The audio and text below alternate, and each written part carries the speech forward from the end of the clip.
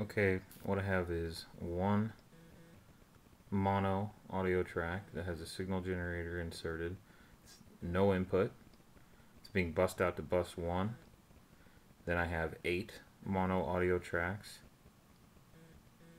that are being fed from bus 1, and they are being outputted to the analog outs of the 192. After that, I have another 8 mono audio channels that are being inputted from the analog outputs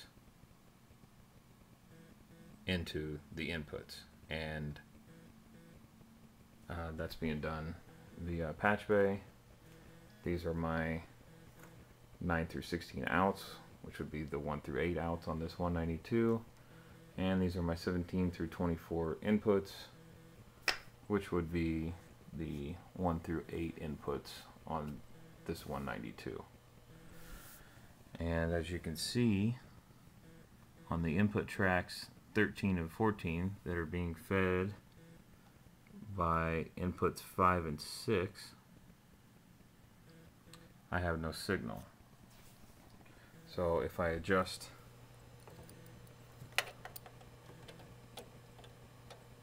the input attenuator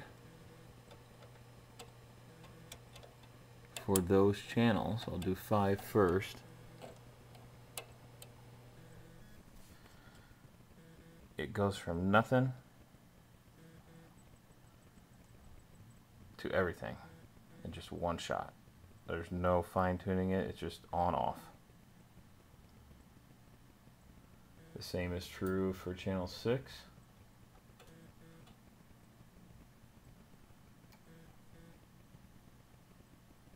There it is. There it goes. And you know, if you've calibrated these before, that there's a lot you can turn and turn and turn. They're real fine tuning, and these just seem to open wide up. So this would be inputs 5 and 6 here. So if I pull what they're being inputted from, which would be outputs 5 and 6, and say switch it over to another 2 that we know are working, because there they are. If I pull them and patch them into 5 and 6, it's the same. So it's not like it's a cable issue, a bad cable, or bad patch bay or anything like that, because I can still do the exact same adjustments. See, that one's 5, wouldn't it? Yeah. I can do the exact same adjustments.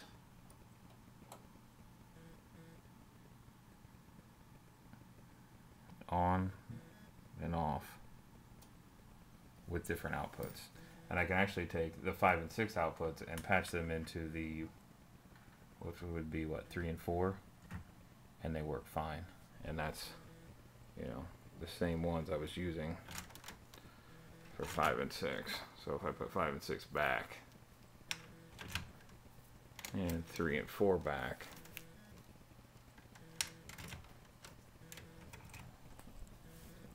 it's the same story.